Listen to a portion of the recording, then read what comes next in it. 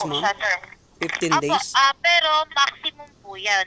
Kapag po kasi hindi kinuha ni merchant yung payment galing kay Maya ng 15 days na yun, sir, at nasa outstanding status pa rin siya, babalik na lang po ni Maya yun, sir, sa inyong account.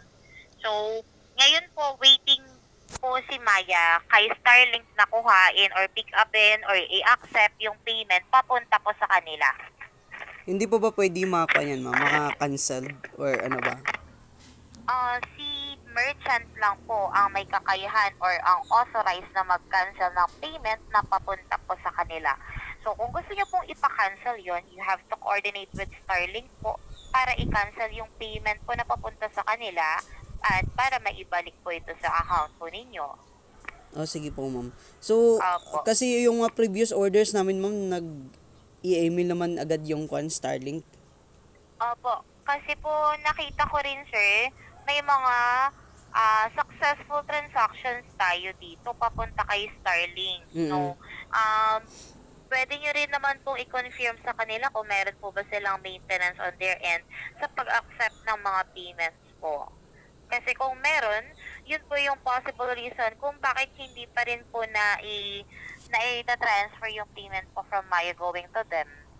Kasi po, usually, real time lang din naman po talaga ito nagre-reflect, di ba po? Yes po, ma'am. Ayun Opo. po.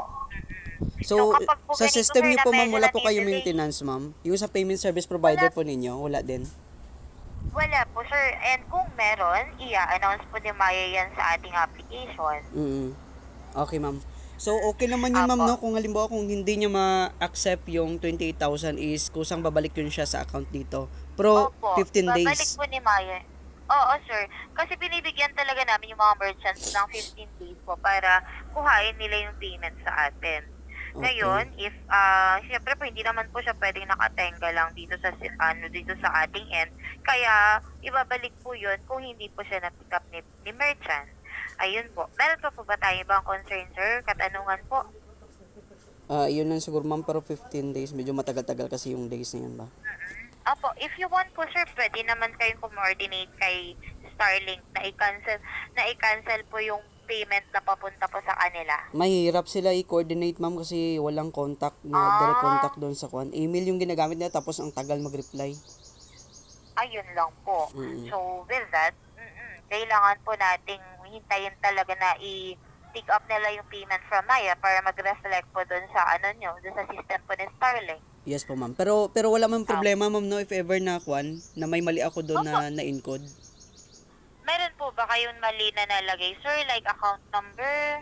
Parang I think mali yung pangalan yata, ma'am ba? Kasi yung ginamit ko na pangalan is yung pangalan na mag-pick up tapos yung ginamit ko na Maya card is yung Maya card ko. Opo. Pero dati Ah, kasi yun yung ginamit din namin, ma'am, yung pangalan ni Mrs. ko yung nag-pick up tapos yung Maya card ko ang ginamit sa pag-purchase ng Starlink. pero yung account, pinurchase lang po yun. Meron po ba kayo nilalagay doon na account number na kay Starlink? Kung ganun po. Wala po, ma'am, yung account lang ng Maya, yung Maya card lang po yung ginamit doon at saka yung parang kwan niya, yung parang nasa CBC Pero, niya opo. yung sa likod. Opo. Pero dati nyo na po ginagawa yun. Yes po, ma'am, opo. Wala naman po problem dun, ma'am. Kasi kung nag-go through yung mga unang transactions, Mm. mag-go through din po ito. Sige po, ma'am. Hintayin naman po namin yun, Opo. ma'am, para kwan. Opo, sige po, Sige, sir. sige, ma'am. So, meron pa po ba ibang question or okay na po tayo dun? Okay na po, ma'am. Salamat. Sige po, if wala na po tayo ibang concern, ayun po. Ayun sir, wait na lang po natin na ma-pick up po ni merchant po yung ating payment papunta po sa kanila.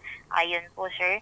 And kung gusto nyo rin pong makikoordinate kay merchant, pwede rin naman po yun to cancel the transaction po on their end. No?